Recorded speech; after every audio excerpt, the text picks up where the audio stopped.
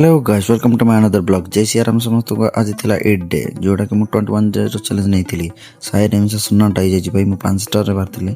तापर मु पहुंच जाइते किछि फैट लूज रो किछि एक्सरसाइज नहीं जोटा कि तुम देख पारथबा साइड फैट लूज हो एटा एक्सरसाइज टा करो घरे तुम ऑमेडली करि पारबो ई जिंस तुम टाइम काढबो तापर जाई कि ए जिंस करि पारबो तापर रनिंग करला पर भी करि पारबो एटा तापर मु करते स्क्वाड जोटा कि तुमको लोअर ना कि लोअर एटा फैट लूज हो जोटा कि तुम अंडर साइड रो लूज हो।